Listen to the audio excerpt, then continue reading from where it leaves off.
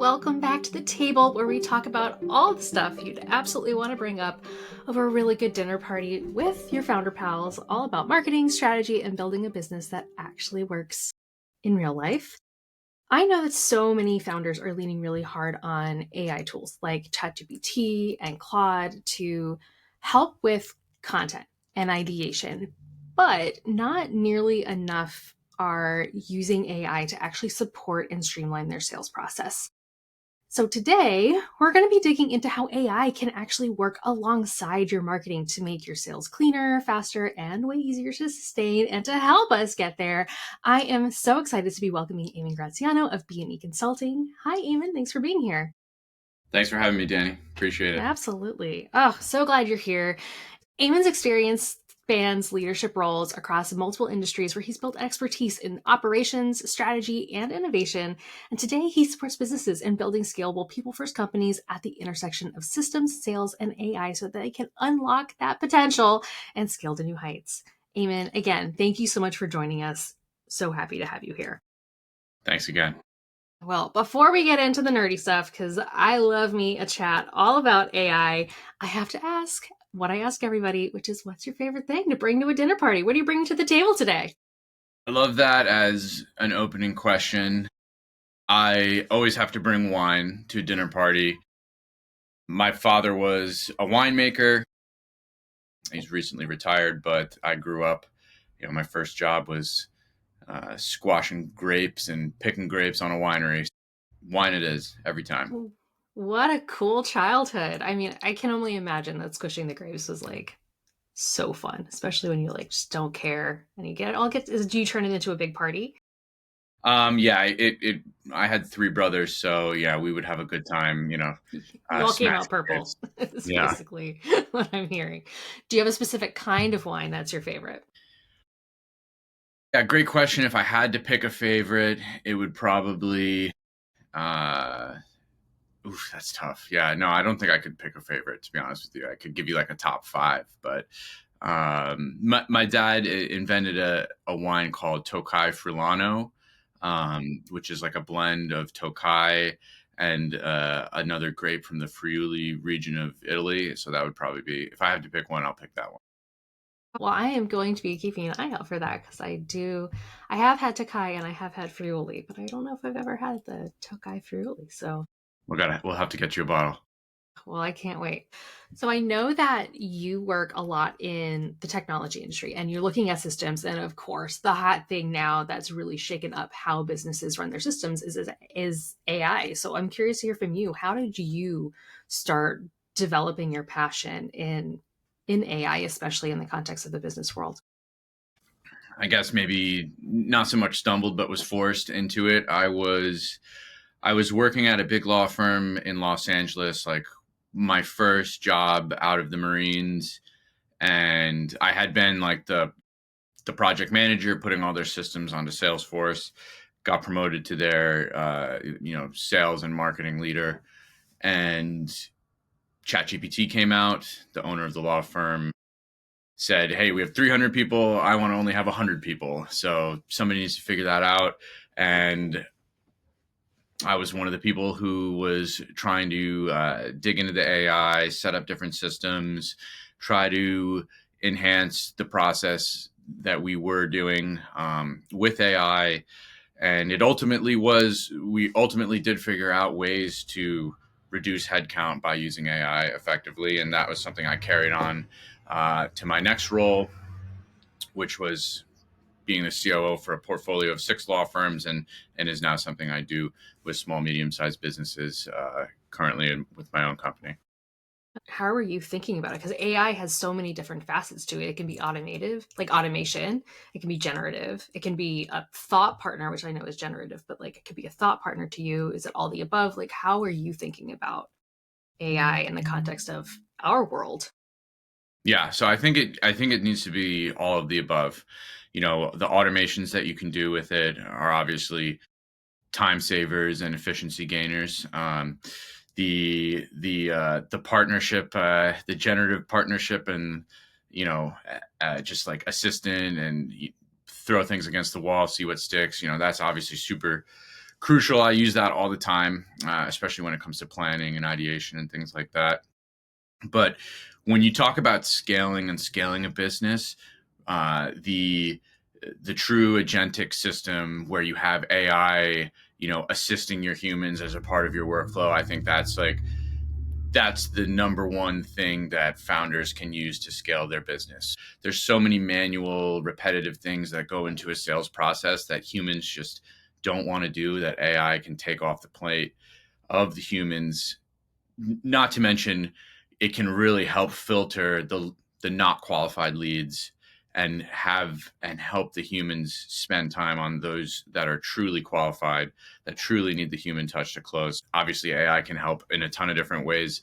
Those are some of the things that I think are most important, and the lowest hanging fruit for founders to use AI for. It's been really interesting to watch the development, and it's been a pretty quick development of people being able to identify AI written content and AI written basically anything. And so as more and more businesses are leaning on ChatGPT and Claude to help them with their marketing and do the writing, we're starting to see people pulling away from that. And I think you're absolutely right with the agentic AI, where like the power of AI for small businesses, yeah, sure, it can help you write an email a lot faster, but we're going to be saving you time in other places so that your human touch and your personality, which really can never truly be replicated. And that's why I'm really excited to have you here, is because that like shift into using AI to help you do tasks instead of write or create content is, I think, what we're going to be seeing a big swing towards in 2026. Yeah, what I always tell people is you want to use AI to free up your humans, like you and Mhm. the other people on your staff, to do that higher leverage work. So whether that's having those client or customer, communications and touch points, like you want to use AI to free yourself up to be able to dedicate more of your time to that higher leverage stuff, the human to human interactions, or you know the key details on a big project that you're doing that just you cannot have AI just do. You want AI to be doing everything else, the mundane stuff, to free you up to be able to do those high leverage things. Absolutely. You heard it here, folks. Don't over leverage on AI for the stuff that you really need you in. Use it for all the other stuff that doesn't need you to be actually clicking the button and scraping and doing all that stuff. So I know that you mentioned agentic AI as being one of the things that's got the most potential in helping founders scale. What are you seeing now out there in, I kind of mentioned that over leveraging on AI written content being a pitfall that I'm seeing on my side from marketing, but what are you seeing when it comes to founders trying to scale up the use of AI in their businesses? So the biggest pitfall I see, well, I guess it's kind of two parts, right? The first part is trying to implement AI but not having an actually defined process of how something's supposed to work without AI. That's like probably the most common pitfall. Hey, I want something to book more meetings for me, but you don't have a process and a way to book meetings yourself. You're just relying on some tool you found on the internet to do it for you. It makes an AI implementation 100 times harder if there's no process, because that essentially means you need to build a process from the ground up and then implement the AI based on that process, which makes somebody like my work, twice as much work. So the number one pitfall to avoid is have your process nailed down before trying to implement AI.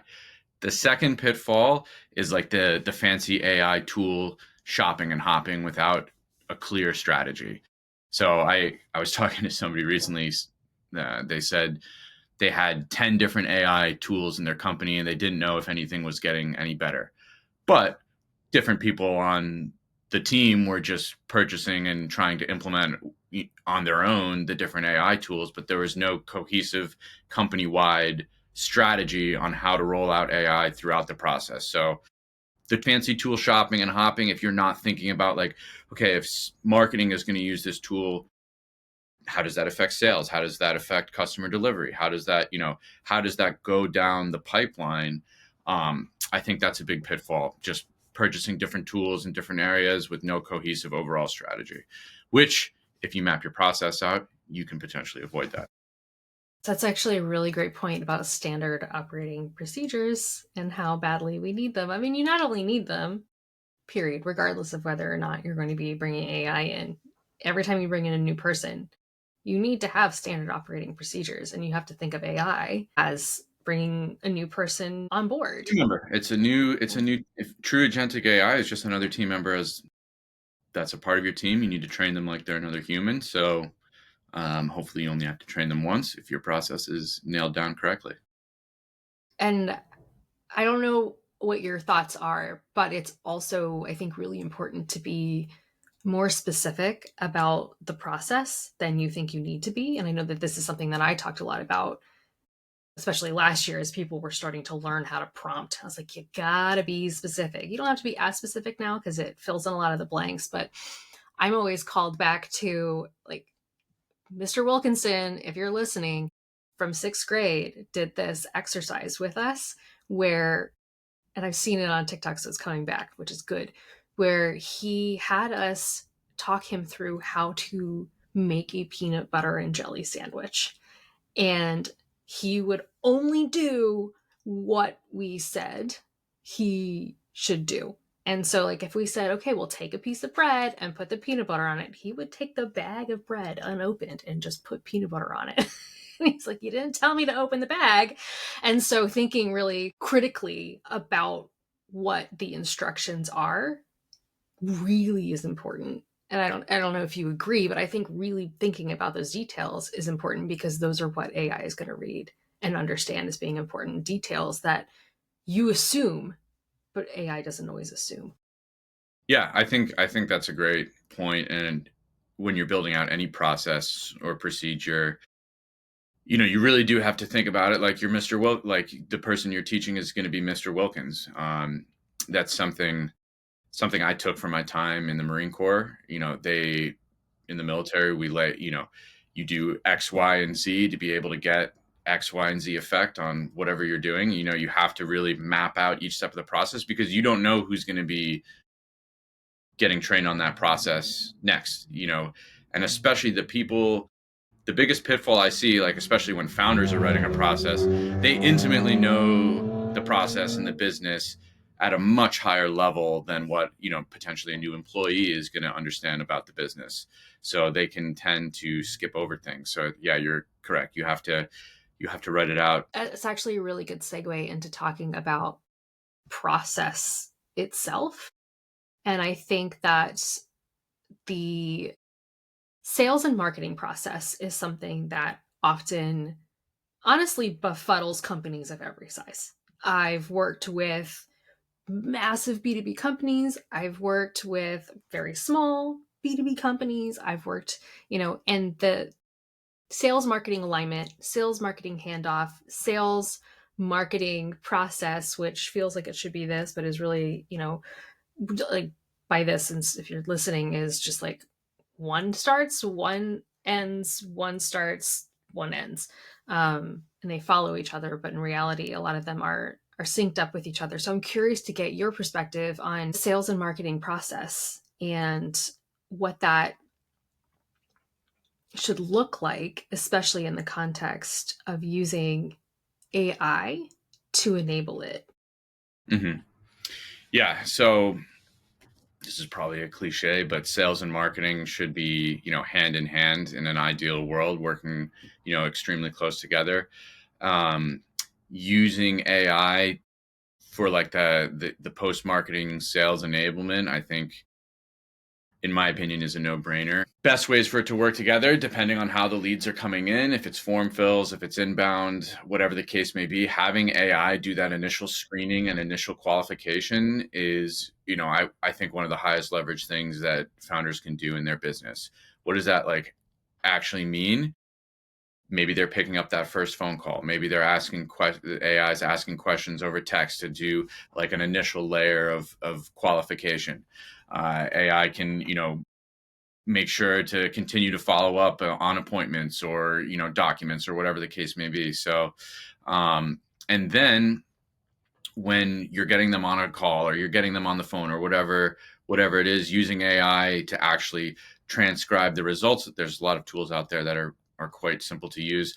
Transcribe the results of the call, update the CRM with that. The busy work that the sales agent, is always it's always a fight to get sales agents to update the CRM, right? So wouldn't it be great if they could just update it automatically from their meeting notes?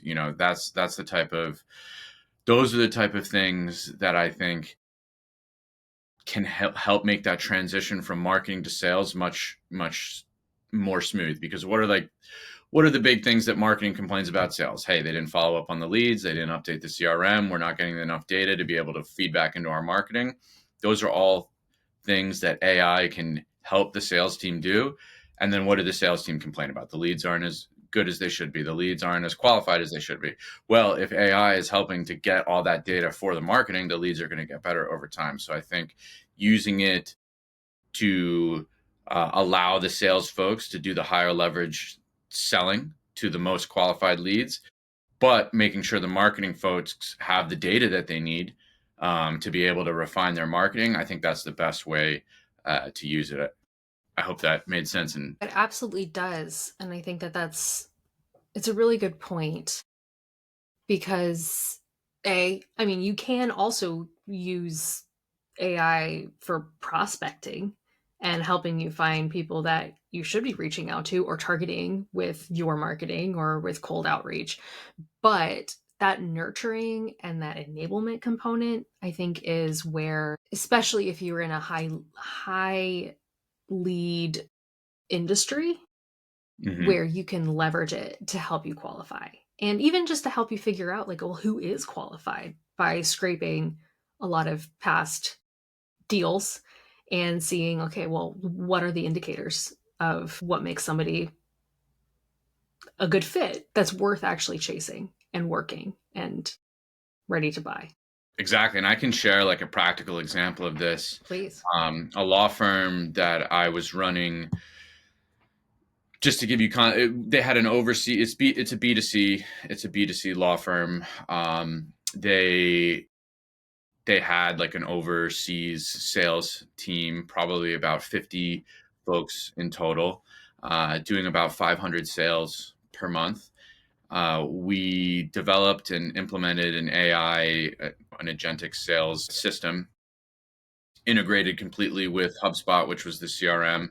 It it was doing inbound, or it is doing inbound, outbound calls, texting, emailing, document retrieval, OCRing and then analyzing to make sure the correct documents were in order.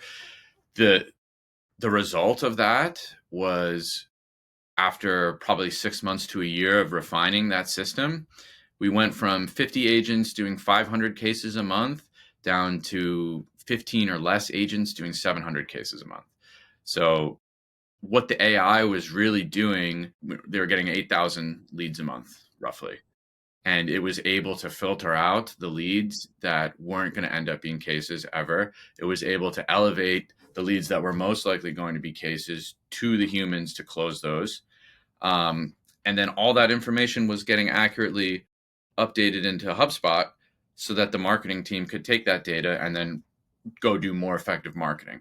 So that is like the practical example that I'm thinking of in my head when we talk about that relationship, how it can really supercharge the growth of a company. Obviously, we saved a ton of money on headcount with that drop, and then we gained a ton of additional sales. So it's just a win-win across the board.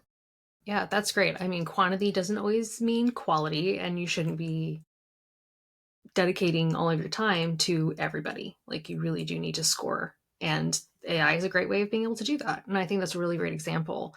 And so if you are, let's say you're a slightly earlier stage founder, you've got leads coming in, but you haven't leaned into the AI stuff quite yet, at least for sales and prospecting. And you're interested in at least getting started on having it help you bring in and capture more leads. Um, where would you recommend starting, or what diagnostic would you recommend people running in their head as to whether or not they're actually ready to do that? I think you can start, I mean, depending on what type of company you are, I think you can start very early on. I mean, almost at the beginning. Um, Obviously there's plenty of tools out there to scrape leads. You can, refine those scraped leads in tools like Clay that are pretty cost effective. And then you can run outbound cold email, which still works as long as you get the formula right. It still works 100%. There's great tools out there like Instantly that are extremely cost effective, where you're able to do, cold email outbound, and then there's AI agents you can hook up to that will respond to your emails and drive them towards a booking on your calendar. So, I mean, even starting day one, you can set up a simple system like that is powered by AI that can automate a lot of um, your prospecting. Yeah, what's your favorite AI agent? Great question. My favorite AI agent, I have to go with the example that I just shared at the law firm. It's a company called Superpanel, and they have the absolute, I do a lot of work with in the legal industry. It's absolutely the best sales agent for the legal industry. It's incredible. The founder is great. Yeah, so that's my favorite. Oh, amazing. Is it only for legal or can other Right industries now, use it's it? at Yeah. least right now, it's only for legal. And so, as people are getting started, what shouldn't people be leaning on AI for when it comes to their sales? I know we mentioned a couple of things, but I'm curious if there's anything else. Here's a big issue with AI. If you are expecting AI to handle 100% of the sales process, it's not it's not going to work. That's not something that you should be doing. I always like to use the term have a human in the loop or have a human off ramp. There always needs to be a human off ramp because there are going to be highly qualified prospects that do not want to talk to the AI or do not want to go through the AI system, and the AI is not always going to be perfect. So you need to always have a human in the loop and have that human off ramp. Um, that's something that I learned pretty early on. You don't want to lose a potential client or potential customer because they got frustrated with the AI and you're not able to easily jump in.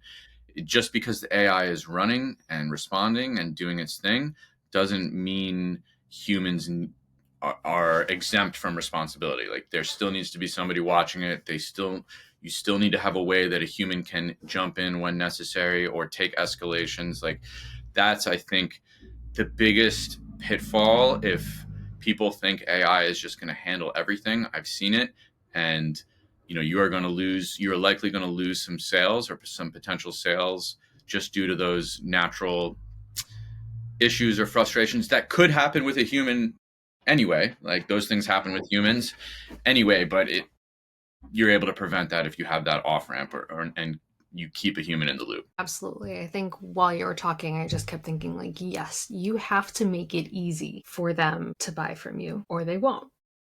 And so you have to provide just enough options for them to be able to access you in the way that they need to feel like it's easy for them. One question that popped in my head earlier while you were talking, and I completely forgot to bring it up, was you mentioned how important it is to think about like whether what it's actually doing for you, like how is this actually helping you. And so what metrics do you recommend people pop on their KPI tracker or their monthly metrics or whatever to gauge whether or not something is directly helping them versus just kind of staying with the status quo? What are you measuring?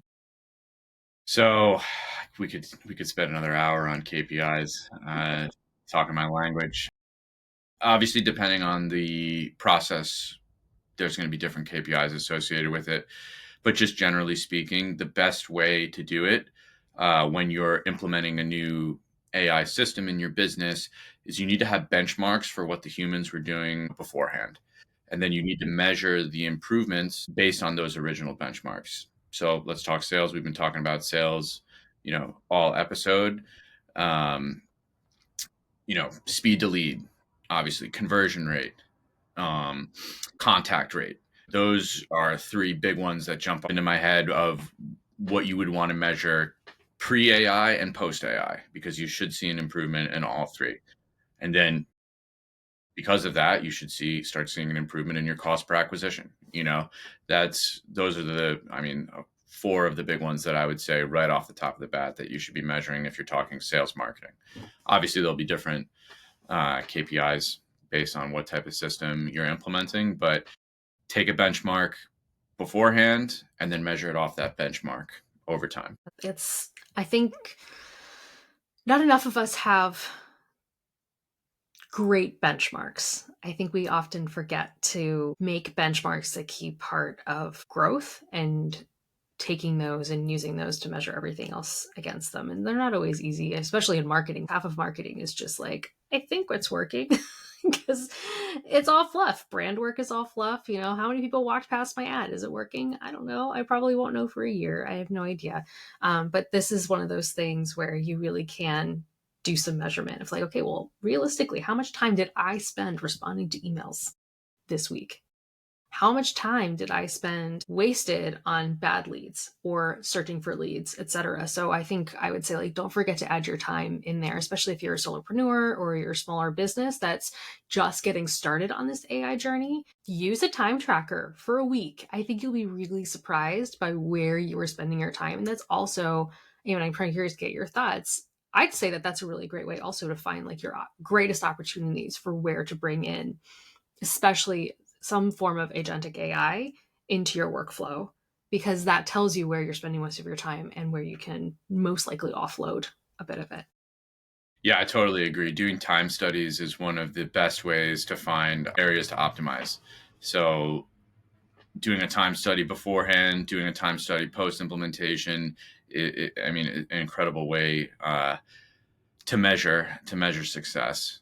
In addition to those other KPIs that we talked about. So tell me, Eamon, you as the founder of B&E Consulting, what do you do directly to help make all of these things a reality for businesses that are interested in, really taking it to the next step? Yeah, so I typically start off with an audit, either of the specific function or process that is in question, or I do entire business audits.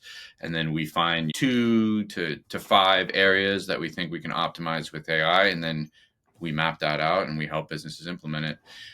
Depending on the size and the scale, that could be a very quick, couple week project, or, a longer one, depending on the magnitude of it. If there needs to be improvements to the process, improve the process prior to installing a tool that you don't fully understand, what the effect on the entire workflow is going to be. And so how can people stay in touch with you? So they can find me on LinkedIn, Eamon Graziano, or shoot me an email at Eamon, EAMON, at bneconsulting.ai. And yeah, our website is bneconsulting.ai. So those are some ways to get me. Amazing. Well, all of that will be in the show notes. So make sure you check in there and you'll be able to stay in touch with Eamon. He's got a lot of really great things to say. I know I've been following him on LinkedIn, so check him out. But Eamon, thank you so much for a great conversation and thank you for being here. And founder friends, thanks for pulling up a chair today at the table. If this episode sparked something in you, got you really interested in seeing how AI, especially agentic AI, could become a part of your workflow to make your life a little bit easier and grow your business, I hope you hit subscribe so you don't miss what's next for even more tips and ideas for how to grow that business. So make sure you're sharing this with a fellow founder who needs to hear it. And I hope to see you next time at the table. I will make sure to save you a seat.